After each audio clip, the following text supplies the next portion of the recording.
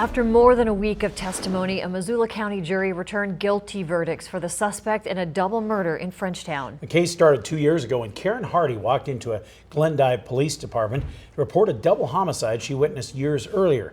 2 murders she says were committed by the father of her children. Connor McCauley has been following the case and has more in the studio tonight. Connor? Thanks, Jill and Dennis. To say this was a difficult case to follow would be an understatement. Contentious posturing from both sides of the case dominated the 2-week trial, but at the end of the day, it all came down to one person's testimony to convict Carissa Hardy of 4 felony counts. After 9 days of jury selection, witness testimony, numerous in-chamber conferences, and plenty of drama, the jury in the Carissa Hardy trial has ruled the defendant guilty on all 4 counts. We, the jury, enter the following unanimous verdict. To the charge of deliberate homicide, count 1, guilty. To the charge of deliberate homicide, count 2, guilty. To the charge of solicitation to commit deliberate homicide, count 3, guilty. To the charge of solicitation to commit deliberate homicide, count 4, guilty.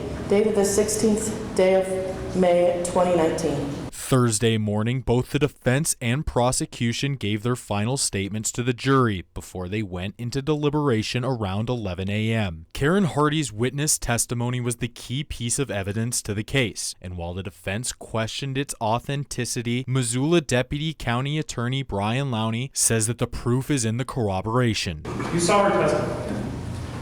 Did it seem made up to you?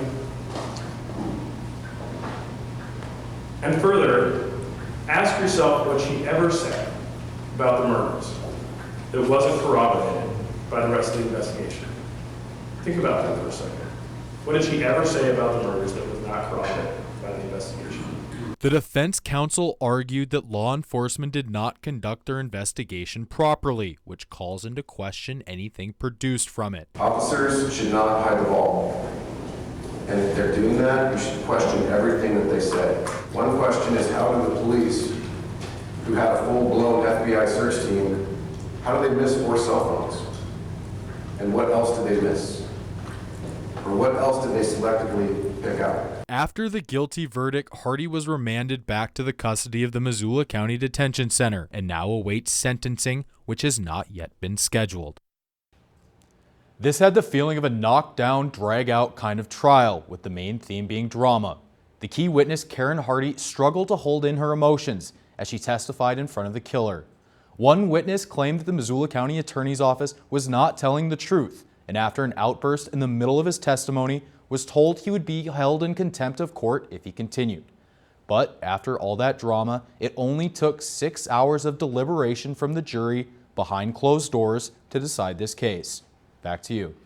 Thanks, Connor. This high-profile trial could be the last for Judge James Wheelis, who was called out of retirement to take the bench for possibly the last time.